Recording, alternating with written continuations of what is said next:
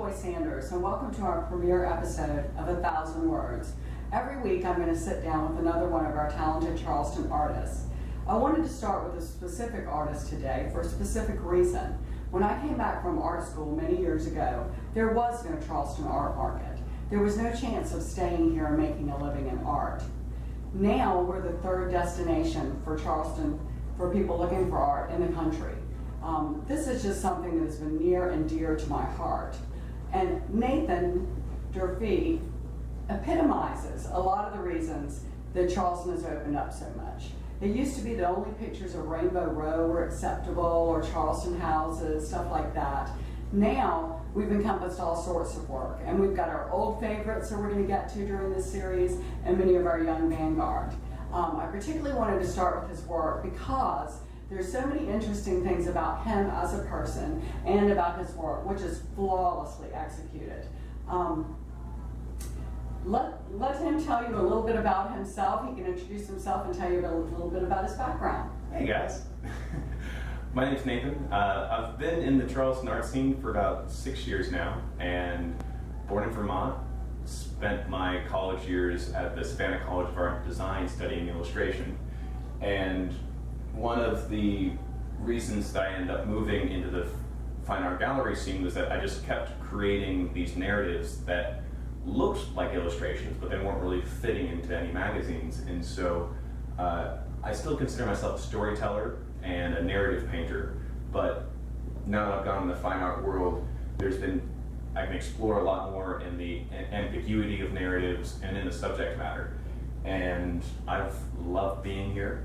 I've been voted for the past 4 years as Best Visual Artist by the Charleston City paper. And this year I did the official poster for the Piccolo Spoleto Festival, which is a really fun project. I also just wrapped up a solo show here at Robert Lang Studios, and we had the opening night and I got to meet Joy then, and it was a lot of fun. Thank you. I actually had met you a few years back when Robert Lang was around the corner on East Bay. East Bay Street, yeah. And you had one of your first shows there. And I remember coming in, the gallery was packed to the walls, and there were red dots everywhere. You were surrounded by a crowd of people, and I was so happy for you that I didn't even get a chance to meet you that night. And I enjoyed just even seeing the response to your work was overwhelming. That was actually my very first solo show here at the gallery. I was represented by a gallery in West Ashley, and then a year later I transferred over here to Robert Lang Studios.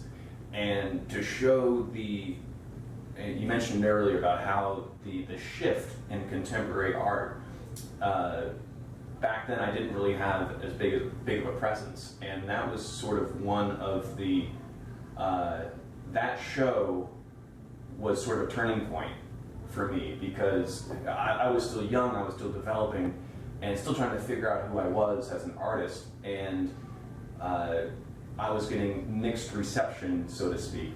And then that opening came in, and there was just so much love in the room that it really did sort of settle me in and say, this is where I was meant to be, this is the type of work I was meant to create. And so from then on, it's just been this building momentum. And this is, I think, if you're talking about when it was on East Bay Street, this is 5 years later, I believe. Fantastic. And so it's been a fun half decade.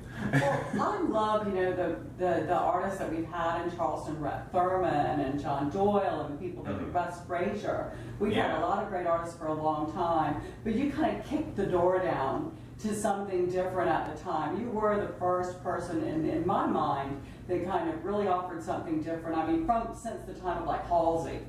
Oh, wow. So, to me, that's why I was so excited to see it going so well for you that night. Now, I hear that this all started out of a lot of doodling, and that when you went to school, you had decided you were going to be a portrait painter. Oh, gosh. And I cannot imagine that you were doodling professional type portrait work in your notebooks. No. Your imagination, I think most everybody in Charleston has looked at your paintings and thought, boy, what is going on in his head? I'd like to spend about an hour in there. What's that like?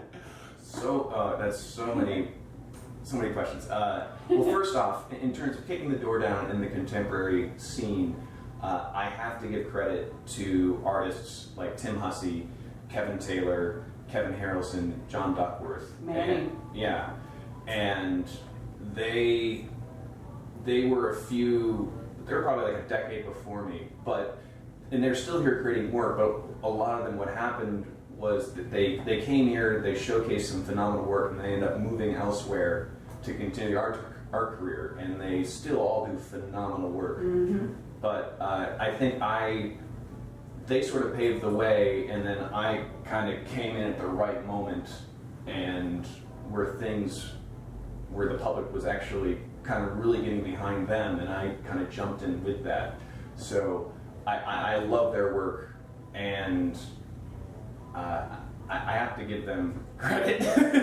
Well, the other night when I was at your show, it was so exciting because I met a little girl named Kylie. And you could talk to her, who was adorable. It was her first art show that she'd ever been to, first time she'd been in a gallery. And I asked her to show me, I said, what painting do you like the best? And she took me to the painting of the trees with all the cats on it. Oh, and I gosh. asked her, why do you like this painting so much? And she said, well, I love cats. They're my favorite animal and all this. And look at it. It's just beautiful. And she was so complimentary. One of the things I must jump in and say here is not only is your work whimsical and thought-provoking and different, you use a lot of different styles of classical art, actually, and of modern art, but it is so incredibly executed. When you see the paintings up close, the brush strokes, the work is absolutely flawless.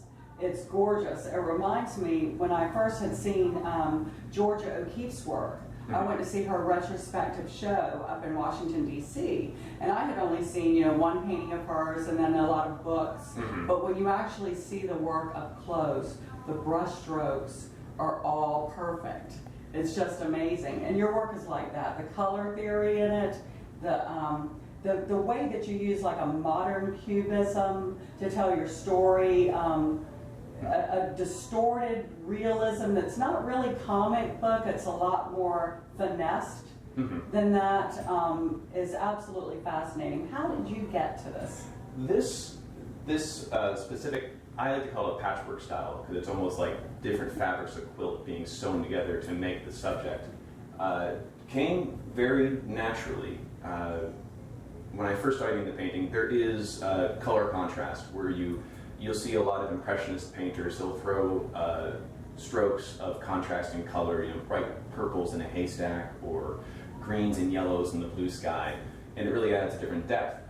And as I painted more and more, those strokes of color sort of refined themselves, these nice little squares that link together, and it just felt right to me.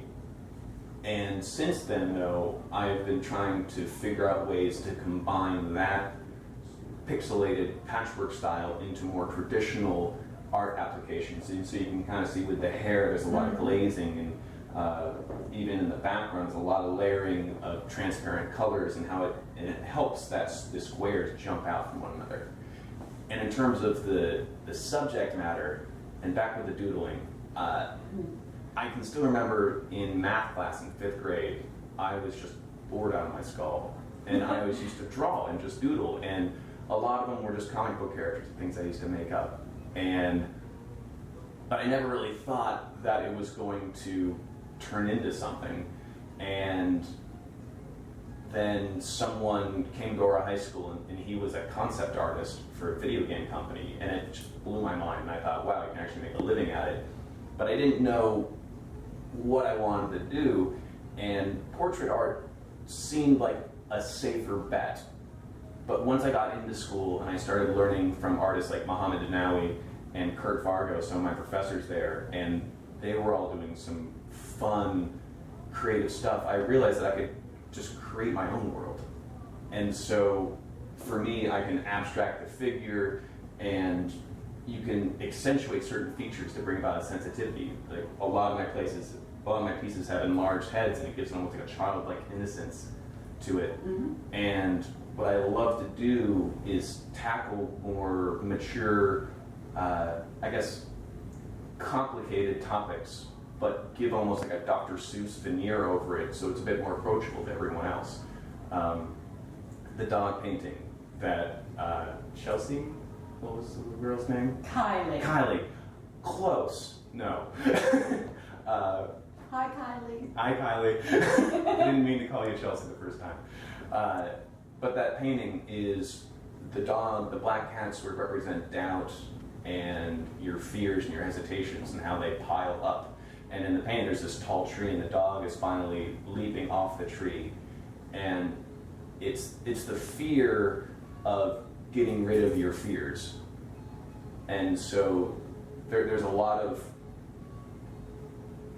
darkness in that painting, but it's done in a very approachable manner. Just like some of your fears and preconceived notions, they may seem like horrible monsters, but then when you look at them, they're just nothing but small cats, and you can handle them.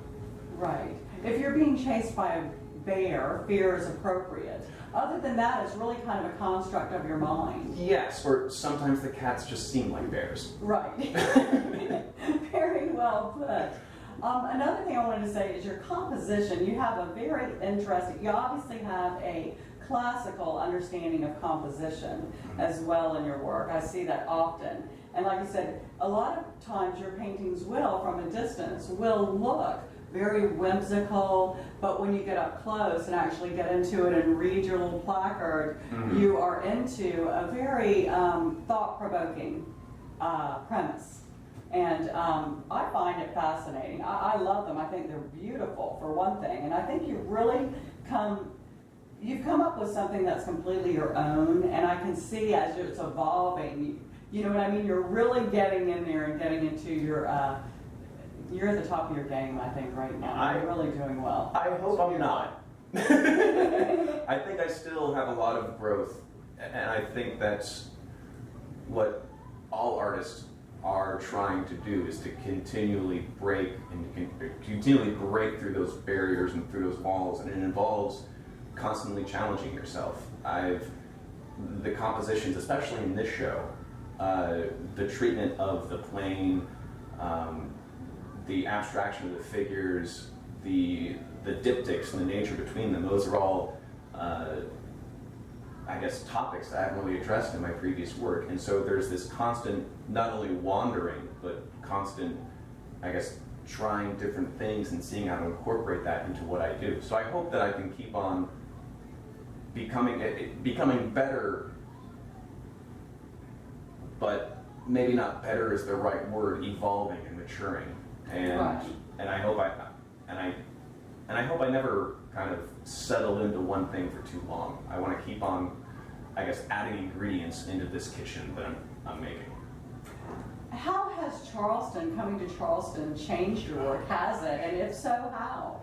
Oh man, I love Charleston. I say that without a doubt. I've loved this city.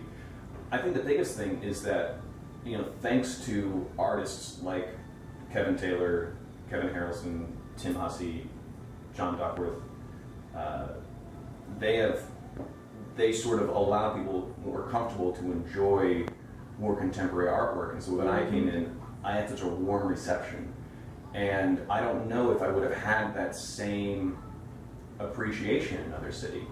And so it allowed the love for me to feel confident in pursuing art full time. And I've been doing art full time for about 6 years now. And Charleston's afforded me the opportunity to do that. And for that, I am forever grateful. I think in terms of the Low Country, there's something about the sky and the heat and the landscape here that there's a color palette here that, I was born in Vermont and I spent my high school years out west, but there's just something about the southern, it's the heat and the clear sky and just the variety of clouds that build up that really informed my